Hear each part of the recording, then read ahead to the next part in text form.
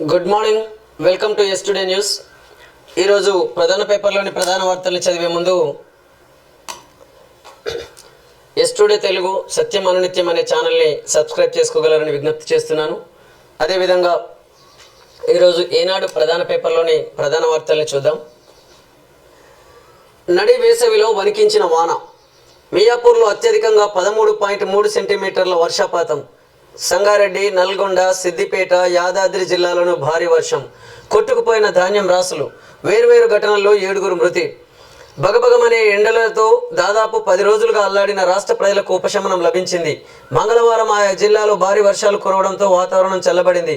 మరోవైపు ఈదురుగాలులు, వడగండ్ల వాన కారణంగా రైతాంగం తీవ్రంగా నష్టపోయింది. రాష్ట్ర వ్యాప్తంగా వేర్వేరు ఘటనల్లో 7 మృతి చెందారు. హైదరాబాద్ నగరంలో రికార్డు స్థాయి వర్షపాతం నమోదైంది. సాయంత్రం ఒక్కసారిగా కుండపోతగా వాన కురవడంతో రహదారులన్నీ ట్రాఫిక్తో స్తంభించిపోయాయి. రాష్ట్రంలోని అత్యధికంగా మియాపూర్లో 13.3, కుకట్పల్లిలో 11.2 సెంటీమీటర్ల వర్షం కురిసింది. రాష్ట్రంలో మంగళవారం అత్యధికంగా కామారెడ్డి జిల్లా బిచ్కుంద, నిజామాబాద్ జిల్లా కేంద్రంలో 44.7 డిగ్రీల సెల్సియస్ గరిష్ట ఉష్ణోగ్రత నమోదైంది. నిర్మల్, ఆదిలాబాద్, నల్గొండ జిల్లాలతో పాటు నిర్మల్, నిజామాబాద్, కామారెడ్డి జిల్లాల్లో అనేక మండలాల్లో 43.3 డిగ్రీల నుంచి 44.3 డిగ్రీల ఉష్ణోగ్రత నమోదైంది అనేటటువంటి వార్తను మనం చూస్తే, ఇక్కడ నడి వేసవిలో వణికించిన వాన. మెదక్ జిల్లా చేగుంట మండలం వడియారం గ్రామ కొనుగోలు కేంద్రంలో పూర్తిగా తడిసిపోయిన ధాన్యాన్ని మనం చూడొచ్చు. రైతాంగం ఇప్పటికే ఎండాకాలంలో వర్షాలు లేక బోరుబావులు ఎండిపోయి చాలామంది రైతులు పంటలను పశువులకు మేతగా వాడుకున్నటువంటి పరిస్థితి ఉన్నది. అంటే 6 కాలం కష్టపడి వాళ్ళు దున్నులకు ఖర్చు పెట్టి, విత్తనాలకు ఖర్చు పెట్టి, ఎరువులకు, పురుగు మందులకు, వీటన్నిటికీ ఖర్చు పెట్టి, అదేవిధంగా పశువుల నుండి, పక్షుల నుండి, అనేక క్రిమికీటకాల నుండి కంటికి రెప్పల తమ పంటను కాపాడుకొని ఇవాళ కొనుగోలు కేంద్రాలకు తీసుకొచ్చినటువంటి ధాన్యం ఇవాళ వర్షం కురవడం వల్ల ఆ వడ్లన్నీ కూడా నీళ్ళల్లో మునిగినటువంటి పరిస్థితి ఉన్నది. ఇక రైతాంగాన్ని ఎవరు ఆడుకోవాలి? అందుకే రైతులు చాలామంది ఆత్మహత్యలు చేసుకోవడానికి కారణం ఏంటంటే, ఒకవైపేమో ప్రకృతి వైపరీత్యాలు, వర్షాలు ఎప్పుడు పడతాయో తెలియదు, పంటలు అంటే వర్షాలు ఎప్పుడు పడకుండా మొత్తమే ఎండలు ఎప్పుడు కొడతాయో తెలియనటువంటి పరిస్థితి. అటు ప్రకృతి వైపరీత్యాల వల్ల రైతాంగం నష్టపోతుంటే, ఇక దానికి అనుగుణంగా ఈ ప్రభుత్వాలు అంటే ఇటు రాష్ట్ర ప్రభుత్వం కానీ అటు కేంద్ర ప్రభుత్వం కానీ రైతాంగం విషయంలో చాలా నిర్లక్ష్యం చేస్తున్నటువంటి పరిస్థితి ఉన్నది. రైతులకు వాళ్ళు పండించిన పంటలు ఎండబోసుకోవడానికి కల్లాలు లేని పరిస్థితి, ఎగబోసుకోవడానికి తదనుగుణమైనటువంటి వస్తువులు లేని పరిస్థితి, పరికరాలు లేని పరిస్థితి, ఆ వ్యవస్థ లేని పరిస్థితి.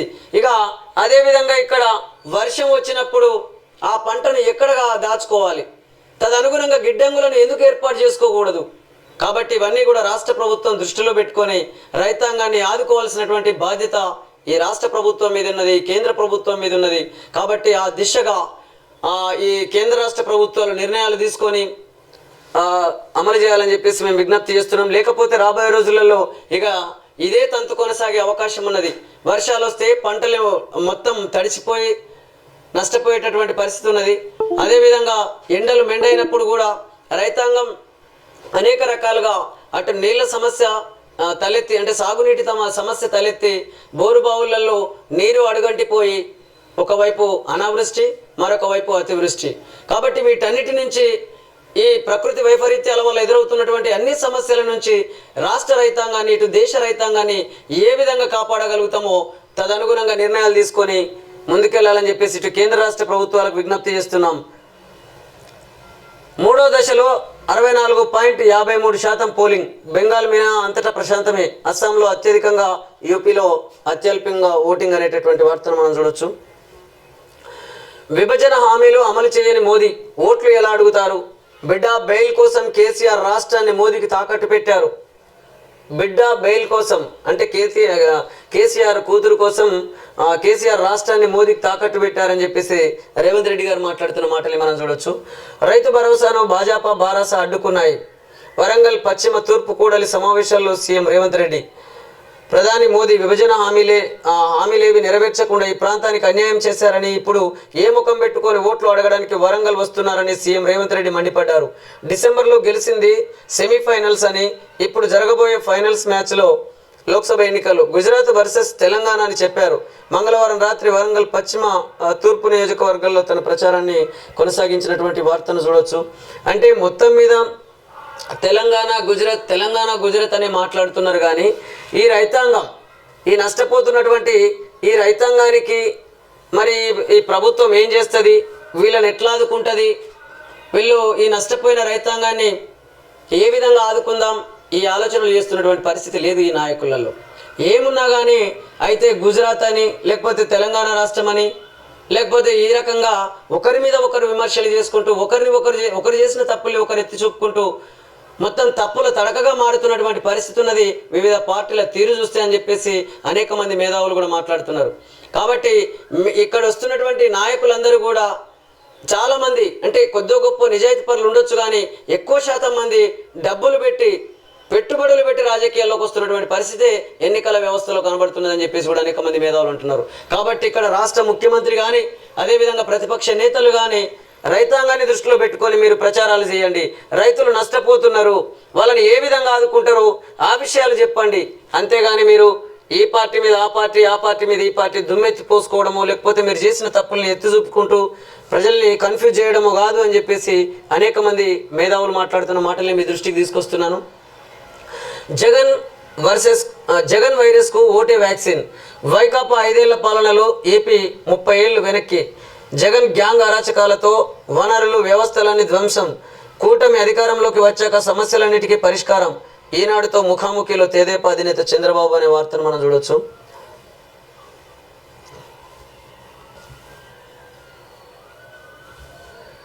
అవినీతి అంతం మోదీతోనే సాధ్యం. మంతని కోదాడ భాజపా జనసభలు, బేగం బజార్ రోడ్ షోలో రాజస్థాన్ సీఎం భజన్లాల్ శర్మ. మహనీయుల ఆశయాలకు అనుగుణంగా పాలన సాగిస్తున్న నరేంద్ర మోదీని మూడోసారి ప్రధానమంత్రిని చేయడానికి భాజపాను గెలిపించాలని రాజస్థాన్ సీఎం భజన్లాల్ శర్మ పిలుపునిచ్చారు. అవినీతిని పూర్తిగా అంతం చేయడం మోదీతోనే సాధ్యమని అన్నారు. మంగళవారం పెద్దపల్లి జిల్లా మంతని, సూర్యాపేట జిల్లా కోదాడలో నిర్వహించిన భాజపా సభల్లో హైదరాబాద్ బేగం బజార్ రోడ్ షోలో ఆయన ప్రసంగించారు అనే వార్తను మనం చూడొచ్చు. అంటే మంతనిలో ప్రసంగిస్తున్నటువంటి భజన్లాల్ శర్మ పక్కన పెద్దపల్లి భాజపా అభ్యర్థి శ్రీనివాస్ అనేటటువంటి ఫోటోను మనం చూసినట్లయితే మన తెలంగాణ రాష్ట్రంలో ఈ ఎన్నికల సందర్భంగా వివిధ రాష్ట్రాల నుంచి ముఖ్యమంత్రులను అదేవిధంగా ఇతర నేతలను ఆయా పార్టీలు ఇక్కడికి తీసుకొచ్చి వాళ్ళ ప్రచారాలు చేస్తున్నటువంటి పరిస్థితిని మనం గమనించవచ్చు. కాబట్టి ఇవన్నీ కూడా ఏంటంటే ప్రజలను ఏ విధంగా అభివృద్ధి చేస్తాం, ప్రజలు ఏ విధంగా ఆర్థికంగా శక్తివంతులు అవుతారు ఆ విషయంలో ఆలోచించడం అనేది పక్కన పెట్టి ఇక నేతలను కొందరైతే సినీ అంటే పబ్లిక్ పర్సన్స్ ఎవరైతే ఉంటారో సినీ హీరోలు కానీ లేదా ప్రముఖ సినీ యాక్టర్స్ కానీ ఇలాంటి వాళ్ళను కూడా ఈ ఎన్నికల ప్రచారంలో ప్రజల్ని ఆకట్టుకోవడం కోసం, అట్రాక్ట్ చేయడం కోసం రకరకాల ఎత్తుగడలతోని ఈ ప్రచారాలు కొనసాగిస్తున్నటువంటి పరిస్థితి ఈ ఎన్నికల వ్యవస్థలో ఉన్నది. వివిధ పార్టీలది తీరు చూస్తే అలాగే ఉంది అని చెప్పేసి కూడా అనేక మంది మాట్లాడుతున్నారు. కాబట్టి నిజంగా మీరు సేవలు చేసినట్లయితే, నిజంగా మీరు ప్రజలకు ప్రజాస్వామ్యబద్ధంగా పరిపాలించి ప్రజలకు సహాయ సహకారాలు అందించినట్లయితే అసలు ఇలాంటి స్టంట్లు వేయాల్సినటువంటి అవసరం లేదు అని చెప్పేసి అనేక మంది మేధావులు అంటున్న మాటలే మీ దృష్టికి తీసుకొస్తున్నాను. రైతు బంధు ఆగింది. 6 గ్యారెంటీలంటూ అరచేతులు వైకుంఠం చూపెట్టిన కాంగ్రెస్, దేశ ప్రతిష్టను మంటగలిపిన భాజపా. కామారెడ్డి మెదక్ రోడ్ షోలో భాజపా బారాస అధినేత కేసీఆర్ అనే వార్తను చూడొచ్చు. తెలంగాణ ఉద్యమ సమయంలో నన్ను దీవించారు. 15 ఏళ్ళు పోరాటం చేసి చావు నోట్లో తలబెట్టి తెలంగాణ సాధించాను. ఆ తర్వాత ఒక్కొక్కటి బాగు చేస్తూ రాష్ట్రాన్ని పొదరిల్లులాగా తీర్చిదిద్దాను. అసెంబ్లీ ఎన్నికల్లో కాంగ్రెస్ ఇచ్చిన వాగ్దానాలను నమ్మి ప్రజలు ఓటేశారు. ఇప్పుడు కాంగ్రెస్ పాలన నుంచి కాపాడాలన్నా, నదుల నీళ్లు దక్కించుకోవాలన్నా, కరెంటు రావాలన్నా బారాస ఎంపీలు గెలవాలి అని బారాస అధినేత మాజీ సీఎం కేసీఆర్ అన్నారు. కామారెడ్డి జిల్లా కేంద్రంలో మంగళవారం సాయంత్రం రోడ్ షో అనంతరం కూడలి సమావేశంలో మాట్లాడినటువంటి కేసీఆర్ మాటల్ని మనం ఇక్కడ గమనించవచ్చు. అయితే మెదక్ రామ్దాస్ చౌరస్తాలో నిర్వహించిన కార్నర్ మీటింగ్లో పిడికిలి బిగించి నినాదాలు చేస్తున్న కేసీఆర్, మాజీ మంత్రి హరీష్ రావు చిత్రంలో అభ్యర్థి వెంకట్రామరెడ్డి అనే వార్తను మనం ఇక్కడ చూడొచ్చు. అంటే ఇక మొత్తం మీద అయితే సీఎం కుట్రతోనే రైతు బంధు ఆగింది అని చెప్పేసి కేసీఆర్ గారు మాట్లాడుతున్నటువంటి మాటల్ని చూడొచ్చు. అదేవిధంగా 15 సంవత్సరాలు పోరాటం చేసి సావు నోట్లో తలకాయ పెట్టి సాధించాను తెలంగాణ అని చెప్పేసి మాట్లాడుతున్నారు. ఇక మొట్టమొదలు తెలంగాణ ఉద్యమ సమయంలో తను చేసినటువంటి త్యాగాల గురించి మాట్లాడుతూ, అదేవిధంగా తెలంగాణ వచ్చిన తర్వాత ప్రజలు నన్ను దీవించారు, నా పార్టీని దీవించారు, కాబట్టి ఇప్పుడు కూడా అలాగే దీవించాలని చెప్పేసి ఓటర్లను అభ్యర్థిస్తున్నటువంటి పరిస్థితి మనం కేసీఆర్ది. కానీ ఇక్కడ కేసీఆర్ గారు ఒకటి గమనించాలి. నిజంగా మీరు ఒకవేళ గనక ఈ రాష్ట్ర ప్రజలకు మీరు ప్రజాస్వామ్యబద్ధ పరిపాలన అందించినట్లయితే తప్పకుండా ఈ ప్రజలు నిన్నే గెలిపించేవాళ్ళు. ఎందుకు అనంటే మీరు ఎన్నికల్లో గెలవక ముందు తెలంగాణ ఉద్యమ సమయంలో నిజంగా మిమ్మల్ని మేము గౌరవిస్తాం, మేము మిమ్మల్ని మీకు అభిమానులుగా మారిపోయాం. ఈ తెలంగాణ ఉద్యమ సమయంలో కేసీఆర్ అంటే మాకెంతో అభిమానం ఉండేది. నిజంగానే తెలంగాణ వస్తే తెలంగాణ ప్రజలందరికీ నీళ్లు, నిధులు, నియామకాలన్నీ ప్రజలకు చెందుతాయని అనుకున్నాం. అన్ని సామాజిక వర్గాల ప్రజలకు సమన్యాయం జరుగుతుంది అనుకున్నాం. రాజ్యాధికారంలో కూడా మాకు భాగస్వామ్యం లభిస్తుందని చెప్పేసి అనేక మంది బీసీలు, ఎస్సీలు, ఎస్టీలు ఆశించారు. అందుకే వాళ్ళు ప్రాణాలు సైతం లెక్క చేయకుండా ప్రాణ త్యాగాలు చేసినటువంటి పరిస్థితి అనేక మంది అమరవీరులది. కాబట్టి తెలంగాణ వచ్చిన తర్వాత ఏం జరిగింది? దాదాపు 6.5 లక్షల కోట్లకు పైగా, అంటే దాదాపు 7 లక్షల కోట్ల అప్పును ఈ తెలంగాణ రాష్ట్ర ప్రజల మీద మోపింది మీరు కాదా? అత్యంత ఎక్కువ అప్పులు తీసుకొచ్చేసి రాష్ట్రాన్ని అభివృద్ధి చేసినామని చెప్పేసి రాష్ట్రాన్ని అభివృద్ధి చేయడం పేరుతోని అనేక రకాల అవినీతికి పాల్పడ్డది మీ ప్రభుత్వ హయాంలో కాదా అని చెప్పేసి కూడా అనేక మంది తెలంగాణ బిడ్డలు అడుగుతున్నారు. వాళ్ళకి సమాధానం చెప్పండి. కాళేశ్వరం పేరుతో ఎన్ని కమిషన్లు గుంజారు? సెక్రటేరియట్లో ఎంత కమిషన్ వచ్చింది? అట్లాగే మీరు కట్టినటువంటి వివిధ ప్రాజెక్టులలో ఎంతెంత కమిషన్ నొక్కేసిరో ఆ సమాధానం అంతా కూడా చెప్పాలని చెప్పేసి అనేక మంది ప్రజలు మాట్లాడుతున్నారు. కాబట్టి ఇక్కడ అభివృద్ధి జరగలేదంటే, అసలే అభివృద్ధి జరగకపోతే ఆ 9 సంవత్సరాల పాలన కూడా మీకు దక్కేది కాదు. కొద్దో గొప్ప మీరు పనులు చేసినప్పటికీ చేసిన పనులు తక్కువ, చేసిన అప్పులు అంతకంటే ఎక్కువ అని చెప్పేసి అనేక మంది మేధావులు మాట్లాడుతున్న మాటల్ని మీ దృష్టికి తీసుకొస్తున్నాం. కాబట్టి ఏ పార్టీ తీరు చూసినా ఏమున్నది గర్వకారణం? ఇటు రాష్ట్రాలు అటు దేశం అనేది అప్పుల పాలవ్వడం తప్ప ఇంకేమున్నది నా ప్రజలకు అని చెప్పేసి అనేక మంది మాట్లాడుతున్నారు. వాళ్ళకి సమాధానం చెప్పండి. ఈ పార్టీల అధినేతలందరూ ప్రజలకు సమాధానం చెప్పాల్సినటువంటి అవసరం ఉన్నది. వేములవాడ, వరంగల్లో నేడు ప్రధాని మోదీ సభలు. దెబ్బతిన్న 2 గేట్లను పూర్తిగా తొలగించండి. మేడిగడ్డలో సీసీ బ్లాక్లు తీసేసి మళ్ళీ కొత్తగా అమర్చాలి. ఆప్రాన్కు మరమ్మతులు, గ్రౌటింగ్ సహా పునరుద్ధరణ పనులను వర్షాకాలంలోగా చేపట్టాలి. మధ్యంతర నివేదికలో NDSA నిపుణుల కమిటీ సిఫారసు. కాళేశ్వరంలో భాగమైన మేడిగడ్డ బ్యారేజీలో పియర్స్ కుంగిన 7వ బ్లాక్లో తెరుచుకొని 8 రేడియల్ గేట్లలో రెండింటిని పూర్తిగా తొలగించాలి. మిగిలిన 6 గేట్లను పూర్తిగా పైకెత్తి ఉంచడానికి అవసరమైనటువంటి చర్యలు చేపట్టండి. ఇలా చేయడంలో సమస్య వస్తే ఆ గేట్లను కూడా తొలగించండి. దెబ్బతిన్న సీసీ బ్లాక్లు తీసేసి మళ్ళీ కొత్తగా అమర్చాలి. ఆప్రాన్కు మరమ్మతులు, గ్రౌటింగ్ సహా అనేక పునరుద్ధరణ పనులను వర్షాకాలంలోగా చేపట్టాలి అని నేషనల్ డ్యామ్ సేఫ్టీ అథారిటీ రాష్ట్ర ప్రభుత్వానికి సిఫారసు చేసింది. కుంగిన మేడిగడ్డ బ్యారేజ్తో పాటు దెబ్బతిన్న అన్నారం, సుందిళ్ల బ్యారేజీలను పరిశీలించి ఇందుకు గల కారణాలను, పునరుద్ధరణ చర్యలను చేపట్టాలని చెప్పేసి మనకు నేషనల్ డ్యామ్ సేఫ్టీ అథారిటీ నిపుణుల కమిటీ సిఫారసులు చేసినటువంటి వార్తను మనం చూడవచ్చు. 2019 నుంచి కాళేశ్వరం బ్యారేజీలకు నష్టం వాటిల్లడం ప్రారంభమైంది. అయితే నీటిని ఖాళీ చేసి మరమ్మతులు చేపట్టలేదు. వర్షాకాలంలో కొన్ని దిద్దుబాటు చర్యలు చేపట్టడంతో పాటు ఈ పరిస్థితికి గల కారణాలను లోతుగా అన్వేషించడానికి బ్యారేజీలకు మరిన్ని పరీక్షలు చేయించాలి అని చెప్పేసి నేషనల్ డ్యామ్ సేఫ్టీ అథారిటీ నిపుణుల కమిటీ సూచనలు చేస్తున్నటువంటి వార్తను మనం చూడొచ్చు. అయితే ఏది ఏమైనా ఇక్కడ కేసీఆర్ గారు మాట్లాడతారు, నేను ఇది ఓడిచిన, అది ఓడిచిన, ఇది చేసిన, అది చేసిన అని చెప్పేసి చెప్తున్నటువంటి వీళ్ళ మాటలను గమనించినట్లయితే వీళ్ళు చేసింది ఏందనంటే ఇట్లాంటి నిర్లక్ష్యం చేసినటువంటి పరిస్థితి ఉన్నది. కాబట్టి ఇక్కడ అంటే మనకు మేడిగడ్డనే కాకుండా అన్నారం, సుందిళ్ళ లాంటి బ్యారేజీలు కూడా ఇవాళ పూర్తి స్థాయిలో ప్రజలకు నీరు అందించే పరిస్థితి లేని విషయాన్ని మనం ఇక్కడ గమనించవచ్చు. అదేవిధంగా ఆంధ్రజ్యోతి ప్రధాన పేపర్లోని ప్రధాన వార్తలు చూద్దాం. రైతు భరోసాకు ఎన్నికల సంఘం బ్రేక్. కానీ ఇప్పటికే దాదాపుగా పూర్తయిన నగదు బదిలీ. భరోసా నిధులు అందాల్సింది 2.86% మందికి. వీరంతా ఎక్కువ మొత్తంలో భూమిని కలిగి ఉన్నారు. ఈ రైతులకు 14 నుంచి నగదు బదిలీ చేసే ఛాన్స్ అనేటటువంటి వార్తను మనం చూడవచ్చు. దేశ భద్రతకి ముప్పు తెచ్చారు. ఫోన్ ట్యాపింగ్ డేటాతో పాటు కౌంటర్ ఇంటెలిజెన్స్ సమాచారం ధ్వంసం. ఉగ్రవాదులు మావోయిస్టులకు సంబంధించిన సమాచారం ఇప్పుడు లేదు. దీనిపై విచారణ చేయాల్సిన కేంద్ర హోంశాఖ కూడా పట్టించుకోలేదు. రిటైర్డ్ అధికారులను కేసీఆర్ నియమించారు. సంబంధం లేదంటే కుదరదు. లోక్సభ ఎన్నికల్లో బీఆర్ఎస్ ప్రభావం శూన్యం. ఆ పార్టీకి సీట్లు రావు. పార్టీ తుడిచిపెట్టుకుపోయే ప్రమాదం ఉందని గుర్తించే కేసీఆర్ బస్సు యాత్ర. కేసీఆర్ టికెట్లు ఇచ్చిన తర్వాత 6 అభ్యర్థులు నన్ను కలిశారు. కేసీఆర్ 10 ఏళ్లలో సాధించని వాటిని నేను 100 రోజుల్లో పాలనలో సాధించా. రాజకీయ పోస్టు పెడితే కేంద్రం హోంశాఖ ఫిర్యాదు చేయడం ఏమిటి? ఎవరో పోస్టు పెడితే ముఖ్యమంత్రికి నోటీసులు ఇవ్వడం ఏంటి? ఇది తెలంగాణ సార్వభౌమ అధికారంపై దాడే. కేసీఆర్ మాట్లాడరేం? ఈసారి కేంద్రంలో బీజేపీ ప్రభుత్వాన్ని ఏర్పాటు చేస్తుందని అనుకోవట్లేదు. ఈ ఫైనల్స్లోనూ మేమే విజయం సాధిస్తాం, ఛాంపియన్లుగా నిలుస్తాం. రేవంత్ రెడ్డి గారు ఏబిఎన్ ఆంధ్రజ్యోతి ఎండి ఆర్కే నిర్వహించినటువంటి బిగ్ డిబేట్లో సీఎం రేవంత్ రెడ్డి చేసినటువంటి వ్యాఖ్యల్ని మనం చూడొచ్చు.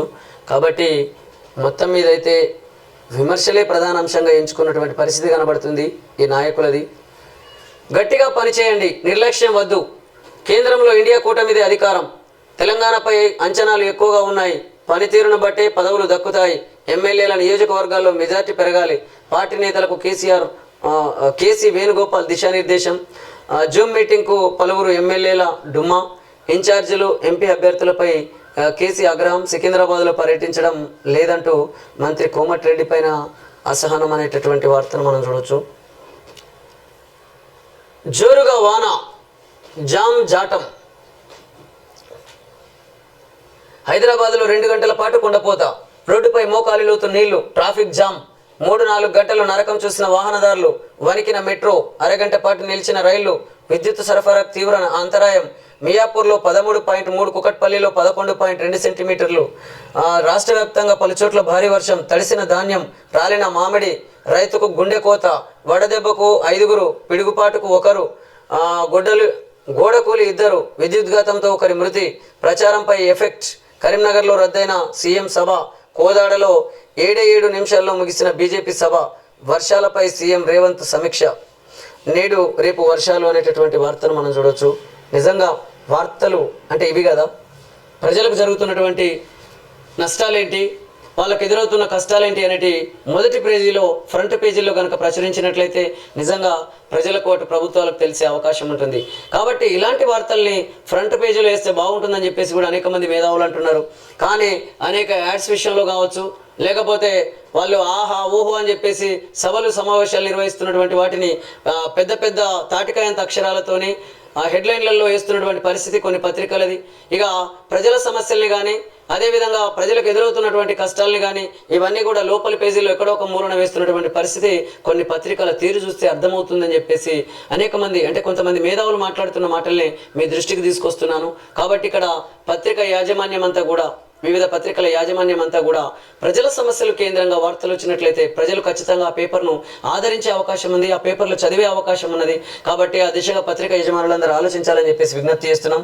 అదేవిధంగా మనం ఇక్కడ హైదరాబాద్ మహానగరానికి వస్తే నిన్న కురిసిన వర్షానికి మనం చూడొచ్చు.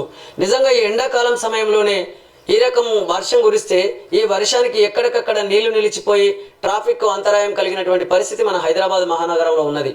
మనం ముందు నుంచి చెప్తున్నాం, హైదరాబాద్ మహానగరాన్ని వీళ్ళు అభివృద్ధి పేరుతోని వాళ్ళు ఇస్తున్నటువంటి ఆ ప్రకటనలు కావచ్చు, ఆ చేస్తున్న ప్రచారాలు కావచ్చు, దీనివల్ల అత్యంత ఎక్కువ జనాభా ఈ మహానగరంలోకి వచ్చేసి ఆ జనసాంద్రత పెరిగి ఎక్కడికక్కడ విపరీతంగా, అంటే మౌలిక సదుపాయాలు కూడా కల్పించలేని పరిస్థితికి ఈ రాష్ట్ర ప్రభుత్వం నెట్టివేయబడుతుంది అని అంటే ఈ విషయంలో మనం ఆలోచించాలి. కాబట్టి మనం ముందు నుంచి అంటున్నాం, అభివృద్ధిని వికేంద్రీకరించండి, ఎక్కడికక్కడ అభివృద్ధి చేయండి, వివిధ జిల్లాలను కూడా అభివృద్ధి చేయండి. అంటే దాదాపు మన తెలంగాణ రాష్ట్రంలో ఉన్నటువంటి 23 జిల్లాలు, 33 జిల్లాలు, ఇటు 33 జిల్లాలను అభివృద్ధి చేయండి.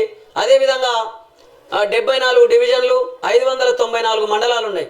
ఈ 594 మండలాలను కానీ, ఇటు 33 జిల్లాలను కానీ మీరు హైదరాబాద్ మహానగరం లాగానే మీరు హెల్త్ విషయంలో కానీ, ఎడ్యుకేషన్ విషయంలో కానీ, అదేవిధంగా వివిధ రకాల ఇండస్ట్రీలను స్థాపించినట్లయితే, ఎక్కడికక్కడ ఈ తెలంగాణ రాష్ట్ర వ్యాప్తంగా అభివృద్ధిని వికేంద్రీకరించినట్లయితే తప్పకుండా ఈ ఒత్తిడి అనేది తగ్గే అవకాశం ఉన్నది. లేకపోతే మీరు అభివృద్ధి పేరుతో ఈ హైదరాబాద్ మహానగరాన్ని మీరు రకరకాల పద్ధతులలో మేము ప్రకటనలు చేస్తూ ప్రచారాలు చేస్తూ కనుక ముందుకెళ్ళినట్లయితే జనసాంద్రత పెరిగి ఇక్కడ ప్రజలు ఎక్కువైపోయి ఇక్కడ ఆ ట్రాఫిక్ జామ్ అవ్వడం, అసలు రోడ్లు వేసుకుంటున్నాం, అలాగే మెట్రో రైళ్లు వేసుకున్నా, ఇంకా ఫ్లైఓవర్లు కట్టుకున్నప్పటికీ కూడా ఇక్కడ ట్రాఫిక్ జామ్ అయ్యే పరిస్థితి ఎందుకు ఎదురవుతుంది? అదేవిధంగా వర్షాలు వస్తే మాత్రం డ్రైనేజీ నుంచి నీళ్లు పోవట్లేదు. నీళ్లు పోక ఎక్కడికక్కడ రోడ్ల మీదనే నిలిచిపోయి వాహనదారులకు ఇబ్బంది కలుగుతున్నటువంటి పరిస్థితి ఉన్నది. కాబట్టి ఖచ్చితంగా రాష్ట్ర ప్రభుత్వం ఆలోచించాలి. మహానగరాన్ని ఏ విధంగా అభివృద్ధి చేసుకోగలుగుతాం? రోజు రోజుకు పెరుగుతున్నటువంటి ఈ ప్రజానికానికి సరిపడా మౌలిక వసతులను ఎట్లా కల్పించగలుగుతాం అనే విషయంలో రాష్ట్ర ప్రభుత్వం ఆలోచించి నిర్ణయాలు తీసుకోవాలని చెప్పేసి మేము విజ్ఞప్తి చేస్తున్నాం. లేకపోతే ఇదిగో చూడండి, అసలు ఇది రోడ్డా లేకపోతే చెరువా అర్థం కాని పరిస్థితి ఉన్నది. కాబట్టి ఇప్పటికైనా ముందు జాగ్రత్త చర్యలు చేపట్టాలని చెప్పేసి రాష్ట్ర ప్రభుత్వానికి విజ్ఞప్తి చేస్తున్నాం. అసమర్థులు రాజ్యం ఏలుతున్నారు. దేశం రాష్ట్రంలో పాలకులకు అభివృద్ధి చేత కావడం లేదు. మోదీ 150 హామీలు ఇచ్చి ఏ ఒక్కటి నెరవేర్చలేదు. అంతర్జాతీయ స్థాయిలో దేశ ప్రతిష్టను మంటగలిపారు. మోదీ గెలిస్తే మెట్రో ధరలు 400కు చేరుతాయి. బీఆర్ఎస్ సంక్షేమ పథకాలను కాంగ్రెస్ రద్దు చేస్తుంది. తెలంగాణపై ప్రజల్లో వ్యతిరేకత, అందుకే దేవుళ్లపై ఓట్లు. 5 నెలల్లోనే కాంగ్రెస్ ప్రభుత్వం లూటీలకు పాల్పడుతుంది. కామారెడ్డి మెదక్ కార్నర్ మీటింగ్లో కేసీఆర్ అనే వార్తను మనం చూడొచ్చు. అంటే దేశం రాష్ట్రంలో పాలకులకు అభివృద్ధి చేత కావడం లేదు, ఇక అసమర్థులు రాజ్యం ఏలుతున్నారని చెప్పేసి కేసీఆర్ గారు మాట్లాడుతున్న మాటల్ని మనం గమనించినట్లయితే, మరి ఎన్నికల వ్యవస్థలో అసమర్థులు ఎట్లొస్తున్నట్లు? మరి అసమర్థులు రావడానికి ఎన్నికల వ్యవస్థలో ఏమన్నా లూప్ హోల్స్ ఉన్నాయా? లేకుంటే అలాంటి పరిస్థితులు ఏమన్నా ఉన్నాయా? అలాంటి అవకాశాలు ఏమన్నా ఉన్నాయా? వీటి మీద అధ్యయనం చేయండి. అట్లా ఈ అసమర్థుల వల్ల ఇటు రాష్ట్రం కానీ అటు దేశం కానీ నష్టపోతుంది అని అంటే, మరి ఇటు దేశ ప్రజలకు ఇటు రాష్ట్ర ప్రజలకు ఇబ్బంది కలుగుతున్నట్లే కదా. ఈ నష్టపోతున్నటువంటి ఈ రాష్ట్ర ప్రజల మీద మీ దృష్టిని పెట్టండి. వాళ్ళని కాపాడే దిశగా మీరు ఈ ఎన్నికల వ్యవస్థలో ఎలాంటి మార్పులు చేస్తే ఈ అసమర్థులు రాజ్యమేలే అవకాశం లేకుండా ఏం చేయగలుగుతామో ఆ విషయాలు మాట్లాడండి. అట్లా అధ్యయనం చేద్దాం. కానీ వీళ్ళు వాళ్ళని తిట్టడం, అసమర్థులు రాజ్యమేలుతున్నారు అని చెప్పేసి ఇప్పుడు ఇలా ప్రతిపక్షంలో ఉన్న లీడర్లు అధికారంలో ఉన్న వాళ్ళని తిట్టడం, అదేవిధంగా వాళ్ళు ప్రతిపక్షంలోకి వచ్చిన తర్వాత వీళ్ళు అధికారాన్ని పొందిన తర్వాత మళ్ళీ ప్రతిపక్షంలో ఉన్న లీడర్లు మళ్ళీ వీళ్ళని విమర్శించడం, ఇది కాదు కదా ప్రజాస్వామ్యం అంటే. ప్రజాస్వామ్యం అంటే ఏంటి? ప్రజలకు ఏమేమి అందించినాం, ఇంకా ఏం అందించాలి, ప్రజలను ఎట్లా ఆర్థికంగా శక్తివంతులను తయారు చేయాలి, ఈ ఆర్థిక అసమానతలను ఎట్లా తగ్గించగలుగుతాం, సామాజిక అసమానతలను ఎట్లా పోగొట్టగలుగుతాం, రాజ్యాధికారంలోకి అన్ని సామాజిక వర్గాలకు అవకాశాలు ఎట్లా కల్పించగలుగుతాం, ఇవి కదా మాట్లాడాల్సింది. ఇది కదా ప్రజాస్వామ్యం అంటే. ఇట్లా నేనంటున్న మాటనే కాదు, అనేక మంది మేధావులు మాట్లాడుతున్నటువంటి మాటల్ని మీ దృష్టికి తీసుకొస్తున్నాను. తెలంగాణలో 10 లక్షల కోట్ల అభివృద్ధి, రేవంత్కు ఇది గాడిద గుడ్డులా కనిపిస్తుంది. స్థాయిని మరచి దిగజారి మాట్లాడుతున్నటువంటి ముఖ్యమంత్రి ఏమీ దొరక్క ఏదో ఒకటి ప్రచారం చేస్తున్నారు. భారత కీర్తి ప్రతిష్టలను తారస్థాయికి తీసుకెళ్లిన ఘనత మోదీదే. కేంద్ర మంత్రి బీజేపీ రాష్ట్ర అధ్యక్షులు కిషన్ రెడ్డి ప్రచారంలో చురుగ్గా వ్యవహరిస్తున్న ఆయన భార్య కావ్య అనేటటువంటి వార్తను మనం చూడొచ్చు.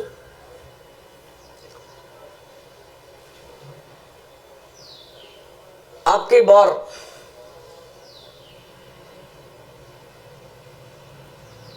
గుజరాత్లో ముస్లింలకు రిజర్వేషన్ మోదీ సీఎంగా ఉన్నప్పుడే అమలు.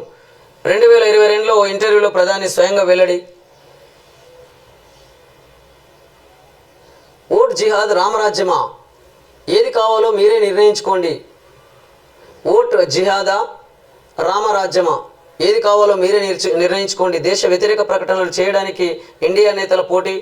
ఆర్టికల్ 370ని మళ్ళీ తేకూడదని రామ మందిరానికి బాబ్రీ తాళం పడకూడదని లోక్సభలో 400కు పైగా సీట్లు అడిగాను.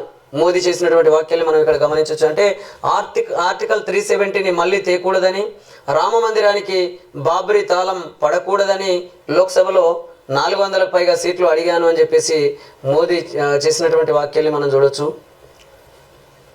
మొత్తం మీద దేశ సమగ్రతను కాపాడే విధంగా ప్రతి ఒక్క పార్టీ, అది ప్రతిపక్షమైన అధికారంలో ఉన్న నాయకులైనా సరే, ప్రతి ఒక్కరు దేశ సమగ్రతను కాపాడే విధంగా ప్రయత్నం చేయాలని చెప్పేసి మేము విజ్ఞప్తి చేస్తున్నాం.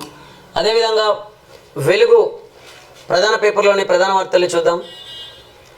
జోరుగా వాన.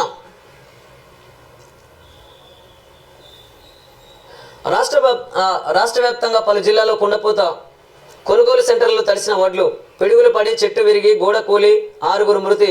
హైదరాబాద్లోనూ భారీ వర్షం, ట్రాఫిక్ జామ్లతో జనం అవస్థలు, ఈదురుగాలులకు కూలిన చెట్లు, కరెంటు స్తంభాలు.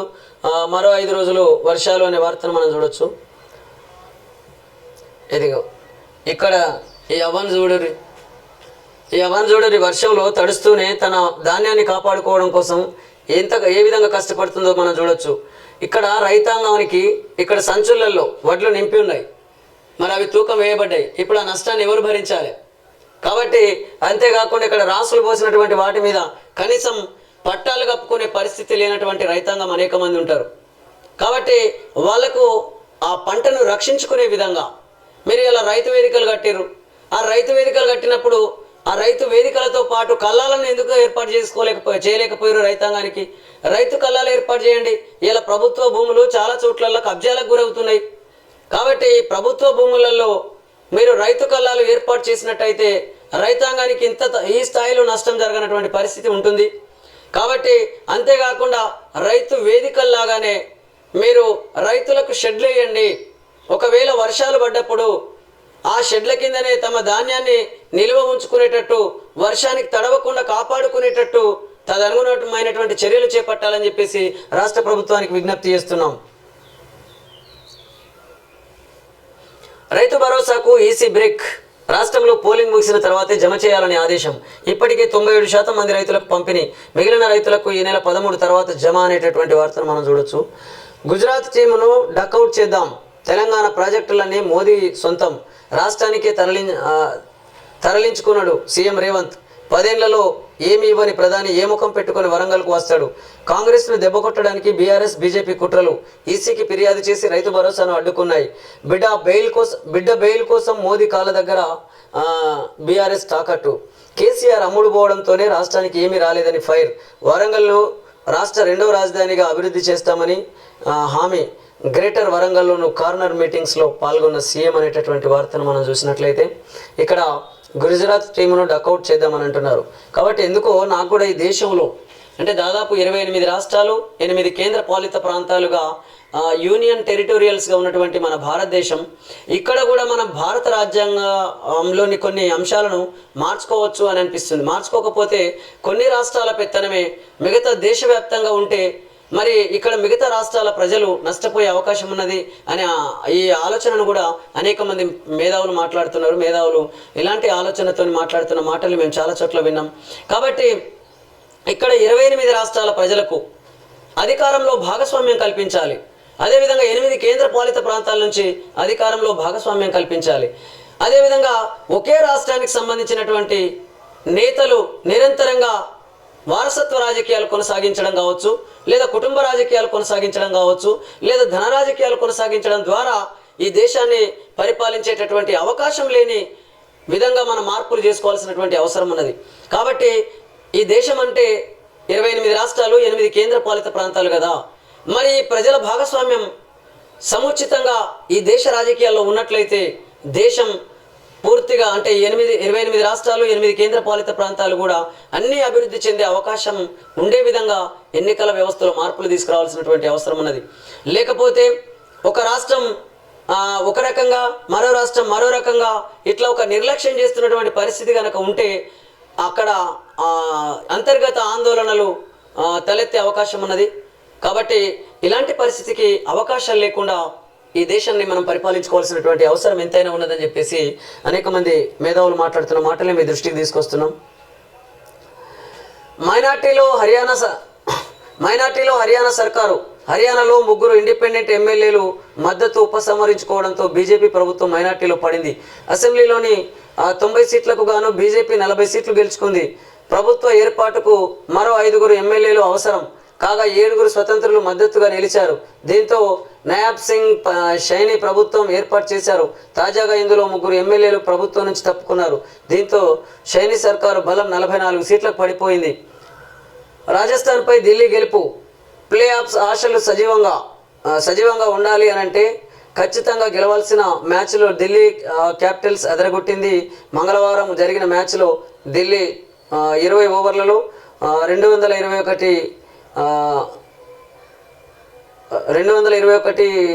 స్కోర్ చేసినటువంటి వార్తను మనం ఇక్కడ చూడొచ్చు. అదేవిధంగా రాజస్థాన్ ఓవర్లన్నీ కూడా ఆడి 201 స్కోర్ చేసినటువంటి వార్తను మనం చూడొచ్చు. కానీ ఒకటైతే అనిపిస్తుంది, మనం ఈ మన దేశంలో చూసినట్లయితే క్రికెట్ ఆటకు ఇస్తున్నంత ప్రాధాన్యత మిగతా ఆటలకు ఇవ్వడం లేదనేది అయితే క్లియర్ కనబడుతుంది. కాబట్టి ఆట అంటే ఒక క్రికెటే కాదు, అనేక ఆటలు ఉన్నాయి. కబడ్డీ ఉన్నది, ఖోఖో ఉన్నది, ఇట్లా అనేక రకాల ఆటల ద్వారా ఉల్లాసంగా, ఉత్సాహంగా, శారీరక ద్రాఢ్యతను పెంపొందించుకునే విధంగా మనం రకరకాల ఆటలను ప్రవేశపెట్టి అటువైపు కూడా కొంత ఆలోచించాల్సినటువంటి అవసరం అయితే ఉన్నది. కాబట్టి మనం ఆరోగ్యంగా ఉండాలి అని అంటే ఇటు శారీరక శ్రమ, ఇటు మానసిక శ్రమ, ఈ 2 రకాల శ్రమ అనేది మనుషులకు అవసరం. కాబట్టి ఆ దిశగా ఆటలను రూపొందించి వాటిని అభివృద్ధి చేసే దిశగా కూడా ఆలోచిస్తే బాగుంటుందని చెప్పేసి కూడా అనేక మంది మేధావులు మాట్లాడుతున్నారు.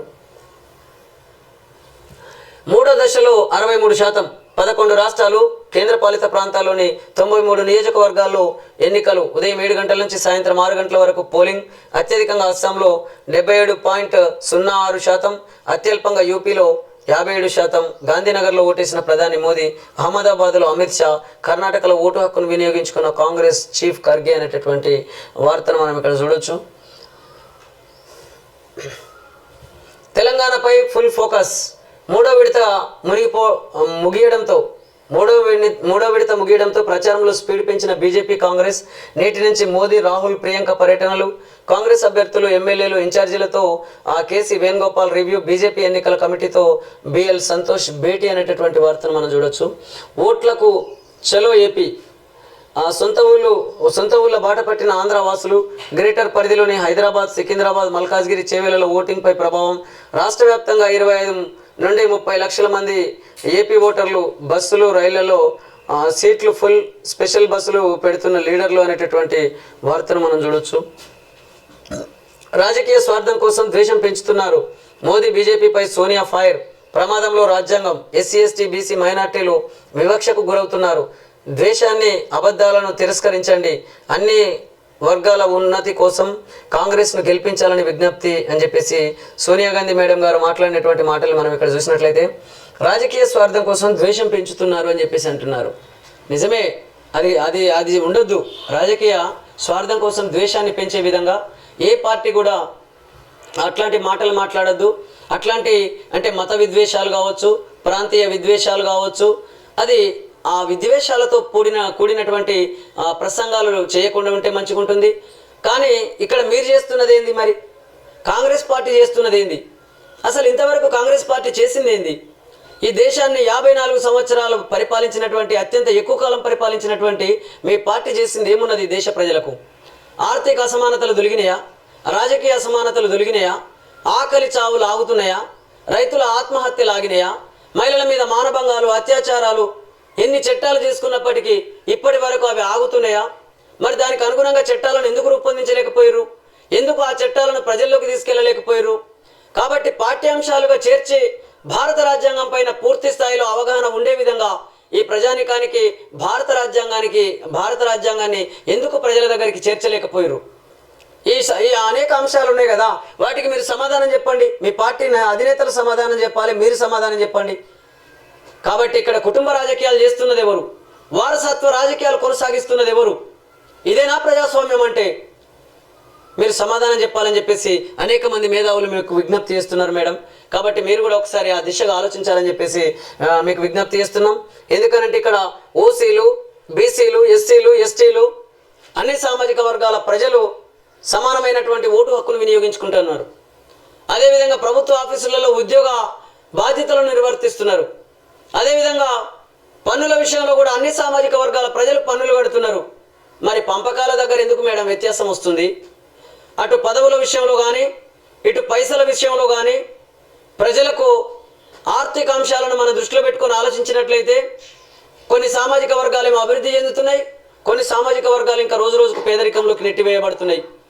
ఇక రాజకీయ పదవుల విషయంలో కూడా కొన్ని సామాజిక వర్గాల ప్రజలకేమో మీరు అధిక ప్రాధాన్యతనిస్తున్నటువంటి పరిస్థితి ఉన్నది. మీ పార్టీ టికెట్లు కేటాయించే విషయంలో మరికొన్ని సామాజిక వర్గాలను నిర్లక్ష్యం చేస్తున్నటువంటి పరిస్థితి ఉన్నది అని చెప్పేసి కూడా అనేక మంది మేధావులు మాట్లాడుతున్న మాటలే మీ దృష్టికి తీసుకొస్తున్నాం మేడం. కాబట్టి ఇక నుంచి ఆర్థిక సమన్యాయం, సామాజిక సమన్యాయం జరిగే విధంగా మీ ఆలోచనలు ఉండాలని చెప్పేసి మీకు విజ్ఞప్తి చేస్తున్నాం. ఓట్లకు చలో ఏపీ మనం చూసాం. నిజంగా ఎలక్షన్స్ వస్తున్న ప్రతిసారి కూడా ఇక్కడ తెలంగాణ రాష్ట్రంలో ఉన్నటువంటి ఆంధ్రప్రదేశ్కి సంబంధించినటువంటి ఓటర్లు చాలామంది మనం చూస్తుంటాం. టోల్ గేట్ల దగ్గర కూడా చాలా ట్రాఫిక్ జామ్ అవుతున్నటువంటి పరిస్థితి ఉన్నది. కాబట్టి వాళ్ళకు సెలవులు ఇవ్వాలి. అదేవిధంగా సెలవులతో పాటు వాళ్ళు కూడా వాళ్ళ గ్రామాలకు చేరే విధంగా ఈసీ తదనుగుణంగా చర్యలు చేపట్టాలి. ఇటు ట్రాఫిక్ ఇబ్బందులు ఎదురుకాకుండా కూడా ఇటు రాష్ట్ర ప్రభుత్వం మరియు ఈసీ ఆలోచించాలని చెప్పేసి కూడా విజ్ఞప్తి చేస్తున్నాం. కవిత కస్టడీ పొడిగింపు. ఢిల్లీ లిక్కర్ స్కామ్ కేసులో 4వసారి ఎక్స్టెండ్ చేసినటువంటి ట్రయల్ కోర్టు. ఈడీ కేసులో ఈ నెల 14, సిబిఐ కేసులో ఈ నెల 20 వరకు కస్టడీ. కవితకు హోమ్ ఫుడ్ ఇచ్చేందుకు పర్మిషన్ కోరిన అడ్వకేట్లు అనే వార్తను మనం చూడొచ్చు. నిజంగా కవిత మేడంను చూస్తే ఒకటి గుర్తొస్తుంది. ఎందుకనంటే తెలంగాణ ఉద్యమంలో మేము చూసినాం. బంజారాహిల్స్ క్యాన్సర్ హాస్పిటల్ ముందర తెలంగాణ ఉద్యమం జరుగుతున్న సమయంలో ఏమి వచ్చేసి ఆడ కూరగాయలు కోసుకుంటూ మా ముందే కూర్చున్నది.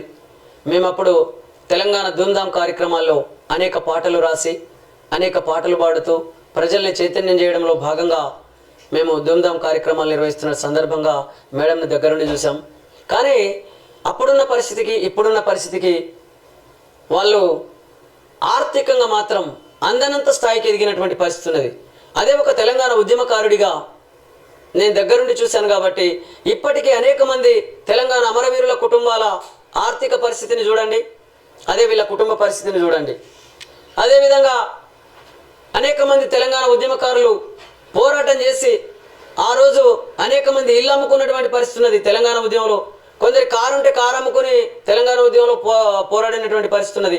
తెలంగాణ వస్తే చాలు మనకు మన బతుకులు మారుతాయి, మన భవిష్యత్తు బాగుంటుందని చెప్పేసి అనేక మంది అనేక రకాలుగా ఆర్థికంగా శారీరకంగా కూడా వాళ్ళు పోలీసుల లాఠీలతో దెబ్బలు తిని, పోలీసుల లాఠీ దెబ్బలు తిని జైళ్ళ పాలయ్యి అటు ఒక రకంగా ఆరోగ్యపరంగా నష్టపోయినటువంటి వాళ్ళు ఉన్నారు, ఆర్థికంగా నష్టపోయినటువంటి వాళ్ళు ఉన్నారు, మానసిక క్షోభకు గురైనటువంటి వాళ్ళు కూడా ఉన్నారు ఈ తెలంగాణ రాష్ట్ర ఉద్యమ సమయంలో. మరి వాళ్ళ ఆస్తులు ఎట్లా ఉన్నాయో చూద్దాం.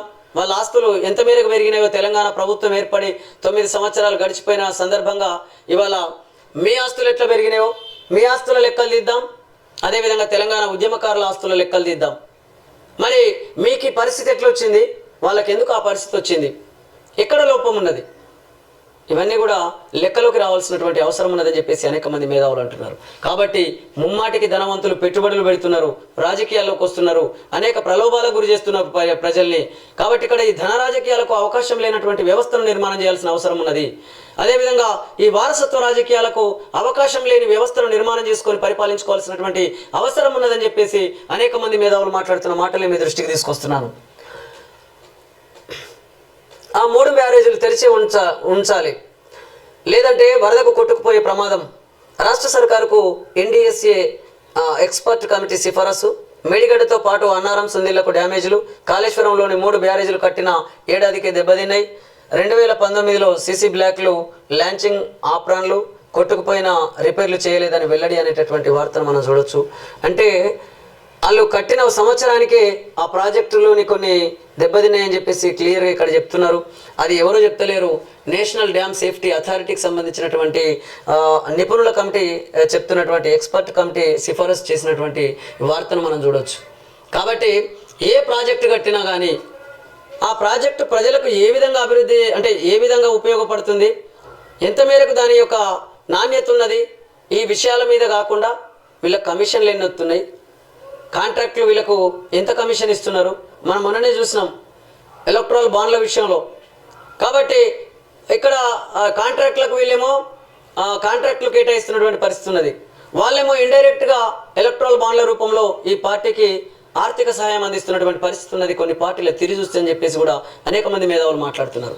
కాబట్టి ఇప్పటికైనా ఈ పరిస్థితులలో మార్పు రావాల్సిన అవసరం ఎంతైనా ఉన్నదని చెప్పేసి అనేక మంది మేధావులు అంటున్నారు. నిజాలు మాట్లాడితే బెదిరిస్తున్నారు. ఢిల్లీ పోలీసులను బీజేపీ తన ఆధీనంలో ఉంచుకున్నది. బట్టి విక్రమార్క సీఎంను కూడా ఢిల్లీకి రమ్మంటున్నారు. ఇదేనా భావ ప్రకటన స్వేచ్ఛ? రిజర్వేషన్లను కాపాడుకునేందుకు రాహుల్ కృషి. బీఆర్ఎస్ బీజేపీ ముసుగు తొలగిపోయింది. రెండు పార్టీలు ఒకటే. కాంగ్రెస్ ప్రభుత్వాన్ని కూల్చడం ఎవరి తరం కాదు. పూర్తికాలం పవర్లో ఉంటాం. ఇక్కడి వనరులు సంపదను ఎస్సీ ఎస్టీ బీసీ మైనార్టీలకు పంచుతామని చెప్పేసి వెల్లడి అనే వార్తను మనం చూడొచ్చు. అంటే ఓసీలో పేద ప్రజలు లేరంటారా మన బట్టన్న? ఇప్పుడు ఇక్కడ వనరులన్నీ సంపదను ఎస్సీ ఎస్టీ బీసీలకు మైనార్టీలకు పంచుతామని అంటున్నావు. మరి ఓసీలలో పేదలు లేరంటవా? మరి వాళ్ళ ఓసీ ఎందుకు రాదు మీ మాటల్లో? కాబట్టి ఓసీలో ఉన్నటువంటి అత్యంత పేదవాళ్ళు కూడా ఉన్నారు. వాళ్ళ విషయంలో కూడా ఆలోచించండి. కాబట్టి ఇక్కడ రిజర్వేషన్లు అంటే ఆర్థికపరమైన అంశాలను దృష్టిలో పెట్టుకొని ఆర్థిక రిజర్వేషన్లు ప్రజలందరికీ కేటాయించి మీరు అమలు చేయాల్సినటువంటి బాధ్యత ఈ రాష్ట్ర ప్రభుత్వం మీద ఉన్నది. కాబట్టి ఇటు ఆర్థికపరమైన అంశాలను దృష్టిలో పెట్టుకోవాలి, అదేవిధంగా సామాజిక అసమానతలను కూడా దృష్టిలో పెట్టుకోవాలి. కాబట్టి సామాజిక వర్గాలకు రాజ్యాధికారంలో భాగస్వామ్యం కల్పించండి. ఎస్సీలు ఈ రాష్ట్రంలో ముఖ్యమంత్రులు కావాల్సిన అవసరం ఉన్నది. ఎస్సీలు ఎస్టీలు బీసీలు వీళ్ళు కూడా ముఖ్యమంత్రులు అయ్యే అవకాశాన్ని కల్పించాల్సినటువంటి అవసరం ఎంతైనా ఉన్నది. లేకపోతే ఎస్సీలకు ఎస్టీలకు బీసీలకు ఓసీలతోనే సమానమైన రాజకీయ పోటీ పెడితే అత్యున్నత స్థానాలకు వీళ్ళు గెలిచే అవకాశం లేదు. కాబట్టి రాజ్యాధికారంలోకి వాళ్ళ భాగస్వామ్యాన్ని తీసుకురావాల్సిన అవసరం ఉన్నది. అదేవిధంగా ఆర్థిక అంశాల ఆధారంగా ఈ ప్రజలకు రిజర్వేషన్ ప్రక్రియ తీసుకురావాల్సినటువంటి అవసరం ఉన్నది. ఆ దిశగా ఆలోచించాలని చెప్పేసి అనేక మంది మేధావులు మాట్లాడుతున్న మాటల్ని మీ దృష్టికి తీసుకొస్తున్నాను. అదేవిధంగా దిశ ప్రధాన పేపర్లోని ప్రధాన వార్తలు చూద్దాం. Phone tapping continue. కాంగ్రెస్ హయాంలోనూ కొనసాగుతున్నది. 7 నుంచి 10% కమిషన్ ఇస్తేనే సర్పంచుల బిల్లులు పాస్. పేగులు మెడలేసుకునేవాడు సైకో అవుతాడు, కానీ సీఎం ఎలా అవుతాడు? ప్రభుత్వాన్ని కూల్చే ఆలోచన మాకు లేదు. వాళ్ళే కూల్చుకుంటే చెప్పలేం. అప్పుడే అయిపోయింది అనుకోవద్దు, ఇప్పుడే మొదలైంది. నా వీడియో మార్ఫింగ్పై ఈసీకి ఫిర్యాదు. మల్కాజ్గిరిలో నా గెలుపు ఖాయం. బీజేపీ ఎంపీ అభ్యర్థి ఈటెల రాజేందర్ అని చెప్పేసి వార్తను మనం చూడొచ్చు. నిజంగా వ్యక్తిగతంగా కొంత ఈటెల రాజేందర్ అన్న మీద అయితే కొంతమందికి అభిమానం ఉన్నది వ్యక్తిగతంగా. ఎందుకంటే తెలంగాణ ఉద్యమంలో తెలంగాణ వాయిస్ను అసెంబ్లీ సాక్షిగా మనం చూసాం. తనను ఎంత అంటే ఎట్లా మాట్లాడినా కూడా నిబద్ధతతోని తెలంగాణ రాష్ట్రానికి ఏం కావాలో ఎట్లా నష్టపోతుందో అసెంబ్లీ సాక్షిగా వివరించినటువంటి నేత మన ఈటెల రాజేందర్ అన్న. కానీ ఈటెల రాజేందర్ అన్న ఇలా ఏ బీఫామ్తో మన ముందుకు వస్తున్నాడు? మళ్ళా బీజేపీ పార్టీ బీఫామ్తో మన ముందుకు వస్తున్నాడు. అంటే ఇప్పుడు రేపు పొద్దున ఈటెల రాజేందర్ అన్న ఒకవేళ గెలిచినా కానీ తిన పవర్ అంతా ఎవరి చేతుల్లో ఉంటుంది? మళ్ళీ బీజేపీ పార్టీ అధినేతల చేతుల్లో ఉంటుంది. మరి ఇక్కడ నువ్వు ఏ పని చేయాలన్నా కానీ ఎవరైతే నీకు బీఫామ్ ఇచ్చిర్రో ఆ బీఫామ్ ఇచ్చిన నేతల సూచనల మేరకే నువ్వు ఇక్కడ పనిచేయాల్సిన పరిస్థితి ఉన్నది కదా రాజేందర్ అన్న. కాబట్టి ఇలాంటి వ్యవస్థలో మనం ఎక్కడ ఉంటున్నామో ఒకసారి ఆలోచించాలి. బీసీలు అంటే బ్యాక్వర్డ్ క్లాసెస్. మరి ఒక బీసీ బిడ్డగా నీకు ఈ దేశ రాజకీయాల్లో ప్రధానమంత్రి అవ్వాలని లేదా ఈ బీసీలు వాళ్ళుగా స్వతంత్రంగా ఈ దేశాన్ని పరిపాలించే అవకాశాలు ఉన్నాయంటారా ఈ దేశంలో? ఒకసారి ఆలోచించండి. కాబట్టి ఆ దిశగా మీ ఆలోచన చేయండి. అందుకే బీసీలు కూడా ఈ దేశాన్ని పరిపాలించే పరిస్థితులు రావాల్సిన అవసరం ఉన్నది. ఎస్సీలు కూడా ఈ దేశాన్ని పరిపాలించే పరిస్థితులు రావాల్సిన అవసరం ఉన్నది. ఎస్టీలకు కూడా ఈ దేశ రాజకీయాల్లో పరిపాలించే పరిస్థితులు రావాల్సిన అవసరం ఉన్నది. కానీ అసమానతతో కూడిన సామాజిక వర్గాల ప్రజల మధ్య సమానమైనటువంటి రాజకీయ పోటీ అత్యున్నత స్థానాలకు పెట్టి మీరు ఎవరు గెలిస్తే వాళ్ళకే అధికారం అని అంటే మరి ఆర్థికంగా బలవంతులు శక్తివంతులు సామాజికంగా కూడా ముందంజలో ఉన్న వాళ్ళు ఓసీలు అని చెప్పేసి ఒకవైపు చరిత్ర చెప్తున్నది, ఒకవైపు మనం రాసుకున్నటువంటి రాజ్యాంగంలో కూడా మనకి ఈ విషయాలను మనం చూడవచ్చు. కాబట్టి అక్కడ ఆర్థిక అసమానతలతో ఉన్నటువంటి సామాజిక వర్గాలు ఉన్నాయి. కాబట్టి సామాజిక అసమానతలతో కూడిన సామాజిక వర్గాలు ఉన్నాయి. మరి సామాజిక ఆర్థిక అసమానతలతో కూడిన సామాజిక వర్గాల ప్రజల మధ్య అత్యున్నత స్థానాలకు సమానమైన పోటీ పెడితే బలమైన సామాజిక వర్గంలోని అత్యంత ధనవంతులే పాలకులయ్యే అవకాశం ఉన్నదని చెప్పేసి అనేక మంది మేధావులు మాట్లాడుతున్నారు రాజేంద్ర అన్న. కాబట్టి ఆ దిశగా ఒక్కసారి ఆలోచించాలని చెప్పేసి కూడా మీకు అనేక మంది ప్రజలు విజ్ఞప్తి చేస్తున్నారు. కేసీఆర్ టచ్ చేసి చూడు, ఇది ఫైనల్ తెలంగాణ వర్సెస్ గుజరాత్. ఎవడు గెలుస్తాడో చూద్దాం. నువ్వు చెప్పగానే దిగిపోవడానికి నేను అల్లాటప్ప కాదు. వరంగల్ మిర్చి లాంటోడిని. రాష్ట్రంలో 10 ఏళ్ళు కాంగ్రెస్ పాలనే. టీఆర్ఎస్ నువ్వు తలకిందులుగా తపస్సు చేసిన కారు తూకానికి అమ్ముడే. బీఆర్ఎస్ బీజేపీ మధ్య చీకటి ఒప్పందం. మోడీ గుజరాత్కే ప్రధానమంత్రి. ఈ ఎన్నికలు తెలంగాణ ప్రజలకు ఢిల్లీ సుల్తాన్లకు మధ్య జరుగుతున్న యుద్ధం. వరంగల్ హన్మకొండ రోడ్ షోలో సీఎం రేవంత్ రెడ్డి. కరీంనగర్లో జనజాతర సభ రద్దు. గాలివాన కారణంగా నిలిచిపోయిన ప్రోగ్రాం.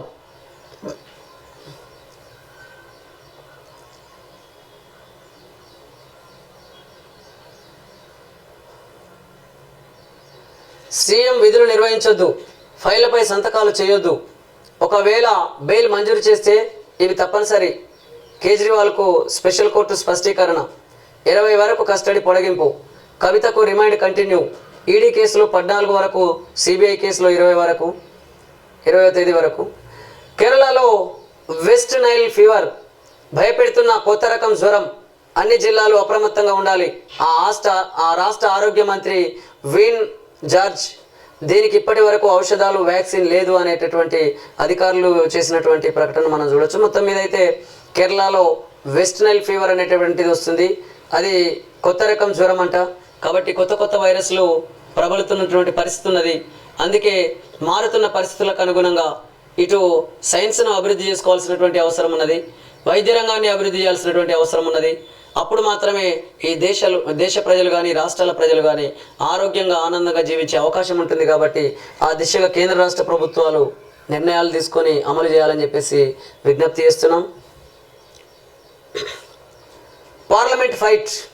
కాంగ్రెస్ అధికారంలోకి వస్తే అయోధ్య రామ మందిరానికి బాబ్రీ తాళం వేయడంతో పాటు జమ్మూ కాశ్మీర్లో ఆర్టికల్ 370ని తిరిగి తెస్తుందని మోదీ సంచలన వ్యాఖ్యలు చేశారు. మధ్యప్రదేశ్లో ఎన్నికల ప్రచారంలో పాల్గొని మాట్లాడిన ఆయన ఆ పార్టీని అడ్డుకోవాలంటే ఎన్డీఏకు 400 సీట్లు ఇవ్వాలని కోరారు. ఇండియా కూటమి అధికారంలోకి వస్తే అగ్నివీర్ స్కీమును రద్దు చేస్తామని, జీఎస్టీ పన్ను స్లాబులను సైతం సవరిస్తామని కాంగ్రెస్ అధినేత రాహుల్ గాంధీ హామీ ఇచ్చారు. జార్ఖండ్లోని గుమ్లాలో నిర్వహించిన ఎన్నికల ప్రచార ర్యాలీలో మాట్లాడారు. అయోధ్య రామ మందిరంపై సమాజ్వాదీ పార్టీ నేత రామ్ గోపాల్ యాదవ్ వివాదాస్పద వ్యాఖ్యలు చేశారు. అయోధ్య రామాలయం వాస్తుశాస్త్రం ప్రకారం నిర్మించలేదని, అది పనికిరాదని, బేకార్ అని అభివర్ణించారు అనేటటువంటి వార్తను మనం చూడొచ్చు. రాష్ట్రంలో 14 సీట్లు గెలవాల్సిందే. సౌత్ స్టేట్స్ టార్గెట్ 60 స్థానాలు. ఏఐసిసి ప్రధాన కార్యదర్శి కేసీ వేణుగోపాల్ నేతల మధ్య కోఆర్డినేషన్ మిస్ అవుతుందని సీరియస్. మంత్రులు, ఎమ్మెల్యేలు, కీలక నేతలతో జూమ్ మీటింగ్. 15 మంది ఎమ్మెల్యేలు ఆబ్సెంట్. నివేదిక కోరిన కేసీ వేణుగోపాల్ అనేటటువంటి వార్తను మనం ఇక్కడ చూడొచ్చు. మొత్తం మీదైతే ఈ ఎన్నికల ప్రచారంలో ఒక్కో పార్టీ ఒక్కో ఎత్తుగడతో ముందుకెళ్తున్నటువంటి పరిస్థితి ఉన్నది. ఈదురుగాలులు, వడగండ్లు. పలు జిల్లాల్లో భారీ వర్షాలు. పంటలకు తీవ్ర నష్టం. కొనుగోలు కేంద్రాల్లో తడిసిన ధాన్యం. లోతట్టు ప్రాంతాలు జలమయం. మెదక్ జిల్లా కౌడిపల్లిలో 2 మృతి. సిటీలో పలుచోట్ల ట్రాఫిక్ జామ్ అనే వార్తను చూడొచ్చు. అత్యధికంగా షేర్లింగంపల్లిలో 13.3 సెంటీమీటర్ల వర్షపాతం నమోదైన వార్తను చూడొచ్చు. తడిసిన ధాన్యాన్ని కొంటాం. Civil supply commissioner DS Chauhan చేసినటువంటి వార్తను మనం కొంచెం రైతాంగానికి ఊరట కలిగించేటటువంటి వార్తగా మనం చూడొచ్చు. రైతు బంధును ఆపింది రేవంతే. ఎలక్షన్ కమిషన్కు చెప్పి ఆయనే బ్యాన్ చేయించిండు. ఏ ఊరికి పోతే ఆ ఊరి కాడ ఓట్లు పనిచేసే సిపాయి ఓట్లు పెడతాడా? మోడీ గెలిస్తే పెట్రోల్ డీజిల్ ధర 400 పార్ అనేటటువంటి వార్త. అయితే కేంద్రంలో రాబోయేది సంకీర్ణ ప్రభుత్వమే. 12-13 ఎంపీ సీట్లు గెలిస్తే కాంగ్రెస్ మెడలు వంచగలుగుతాం. కామారెడ్డి మెదక్ రోడ్ షోలో కేసీఆర్ అనేటటువంటి వార్తను చూడొచ్చు. అంటే ఏ ఊరికి పోతే ఆ ఊరి కాడ ఓట్లు పెడుతున్నాడు రేవంత్ రెడ్డి. పనిచేసే సిపాయి ఓట్లు పెడతాడా?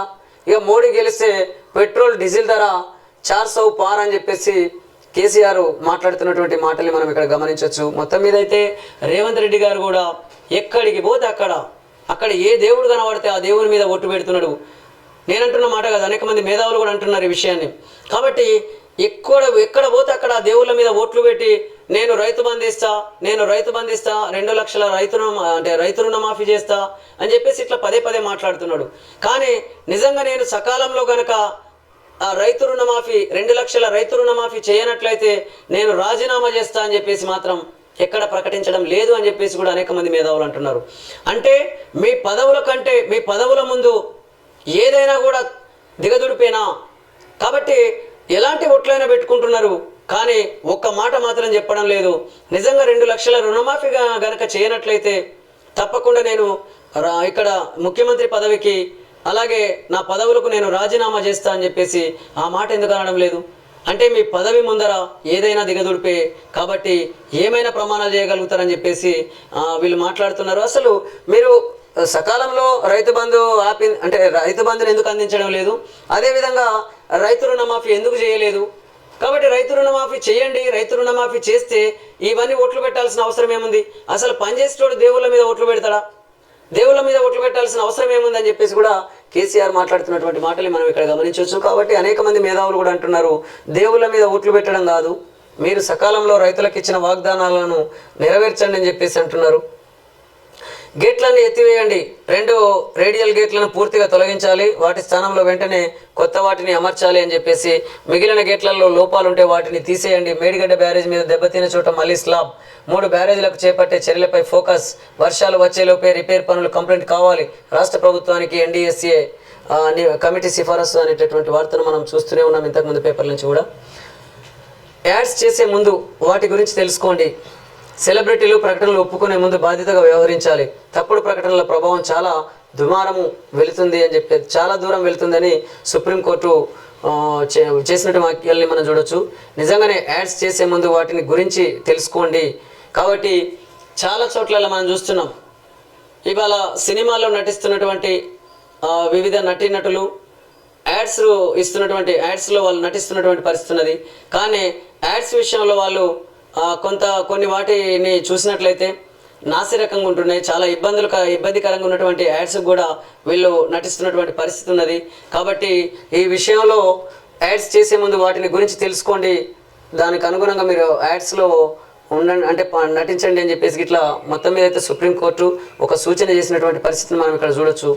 13న వైన్స్ హోటల్స్ బంద్, ఎలక్షన్ బందోబస్తులో 16,000 మంది పోలీస్ సిబ్బంది, హైదరాబాద్ సిపి శ్రీనివాస్ రెడ్డి అనే వార్తను మనం చూడొచ్చు.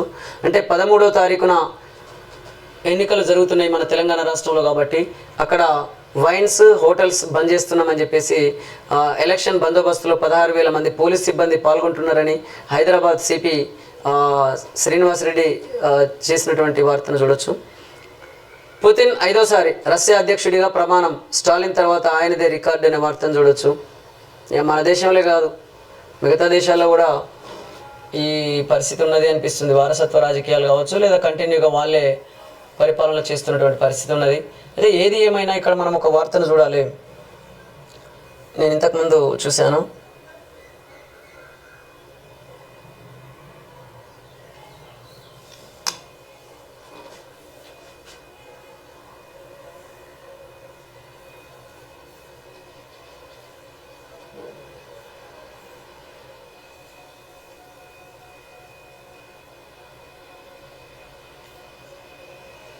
ఇక్కడ ఈ రైతాంగం అయితే ఈ వర్షాలకు చాలా నష్టపోయినటువంటి పరిస్థితి ఉన్నది. కాబట్టి రైతులు కూడా ఆలోచించండి, అదేవిధంగా ప్రజలు కూడా ఆలోచించండి. వాళ్ళు పెట్టుబడులు పెట్టి రాజకీయాల్లోకి వస్తున్నారు, వాళ్ళు ధన రాజకీయాలు చేస్తున్నారు. కాబట్టి ఓటేసేటప్పుడు మీరు డబ్బులు తీసుకొని ఓటేసినట్లయితే, వాళ్ళు ఇచ్చే వస్తువులు తీసుకొని ఓటేసినట్లయితే వాళ్ళు అనేక రకాలుగా ప్రలోభాలతో మేము ముందుకు వస్తారు. వాటిని నమ్మి మీరు ఓట్లేసినట్లయితే ఇగో ఇలాంటి పరిస్థితులు ఎదురైనప్పుడు దీనికి ఈ నష్టం అంతా ఇంత కాదు.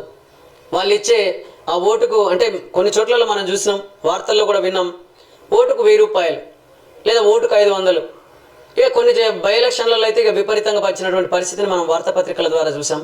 కాబట్టి ఇలా ఆ ఓటుకు నోటు అంటే ఆ నోటుకు ఓటును అమ్ముకోవడం వల్ల మీకు వాళ్ళు ఇచ్చే 1000 రూపాయలకు మీరు మోసపోతున్నారు. కానీ ఇలాంటి పంటలు నష్టపోతున్న సందర్భంగా చూడాల్సినటువంటి బాధ్యత వాళ్ళ మీద ఉంటుంది. ఈ పంట నష్టాన్ని భరించాల్సినటువంటి బాధ్యత ఈ రాష్ట్ర ప్రభుత్వం మీద ఉంటుంది. కాబట్టి ఇంత పెద్ద నష్టానికి మీరు గురవుతున్నారు. అందుకే వాళ్ళు ఇచ్చే ఆ నోట్లకు, వాళ్ళు ఇచ్చే ప్రలోభాలకు ఏ ఒక్క ఓటరు కూడా మోసపోవద్దని చెప్పేసి మీకు విజ్ఞప్తి చేస్తున్నాం. అందుకే ఎక్కడైనా డబ్బులు పంచినా, వస్తువులు పంచినా, ఇతర ప్రలోభాలకు గురి చేసినా వెంటనే ఎన్నికల కమిషన్ దృష్టికి తీసుకెళ్లాలని చెప్పేసి కూడా ప్రజలందరికీ విజ్ఞప్తి చేస్తున్నాం. ఒకవేళ మా ఛానల్ దృష్టికి తీసుకొచ్చినట్లయితే కింద స్క్రోల్ అవుతున్నటువంటి నెంబర్కు మీరు అక్కడ వీడియోలు తీసి అదేవిధంగా ఫోటోలు తీసి ఆ సమాచారాన్ని కనుక మా ఛానల్ నెంబర్కు మీరు షేర్ చేసినట్లయితే తప్పకుండా మేము ఎన్నికల కమిషన్ దృష్టికి తీసుకెళ్ళి తదనుగుణమైనటువంటి చర్యలు చేపట్టే విధంగా మా వంతు ప్రయత్నం మేము చేస్తామని చెప్పేసి ప్రజలందరికీ విజ్ఞప్తి చేస్తున్నాం. కాబట్టి మీ అమూల్యమైన ఓటు మీదనే మీ పిల్లల భవిష్యత్తు, మీ కుటుంబాల భవిష్యత్తు, అదేవిధంగా ఈ రాష్ట్ర ప్రజల భవిష్యత్తు ఆధారపడున్నది, ఈ దేశ ప్రజల భవిష్యత్తు ఆధారపడున్నది. కాబట్టి కొంచెం ఆలోచించి మంచి వ్యక్తులను, అదేవిధంగా ఏ పార్టీ అధికారంలోకి వస్తే ఏమున్నది, కాబట్టి ఇండిపెండెంట్లకు ఒకసారి ఓటేసి చూసుకుందామని చెప్పేసి కూడా కొంతమంది ఓటర్లు ఆలోచిస్తున్నటువంటి పరిస్థితి మాకు కనబడుతుంది. కాబట్టి ఏది ఏమైనా ఇక్కడ రికగ్నైజ్డ్ పార్టీల అభ్యర్థులు ఉన్నారు, రిజిస్టర్ పార్టీల అభ్యర్థులు ఉన్నారు, అదేవిధంగా ఇండిపెండెంట్లు కూడా ఈ ఎన్నికల్లో పోటీ చేస్తున్నారు. కాబట్టి ఇక్కడ ఏ మనిషికి ఓటేస్తే బాగుంటుంది, ఏ మనిషి నిజాయితీ పరుడు అనే విషయాన్ని కొంచెం ఆలోచించండి. కానీ ఈ ప్రకటనలను చూసి, ఈ అబద్ధపు ప్రచారాలను చూసి, వాళ్ళు ఇస్తున్నటువంటి ప్రలోభాలకు మోసపోయి కనుక మనం ఓటేస్తే రేపు రాబోయే రోజులలో మన పిల్లల భవిష్యత్తును మనం ఆగం చేసుకున్న వాళ్ళం అవుతామని చెప్పేసి ఒకసారి ఆలోచించి మీ అమూల్యమైనటువంటి ఓటును వేయాలని చెప్పేసి ఈ రాష్ట్ర ప్రజలందరికీ విజ్ఞప్తి చేస్తున్నాను.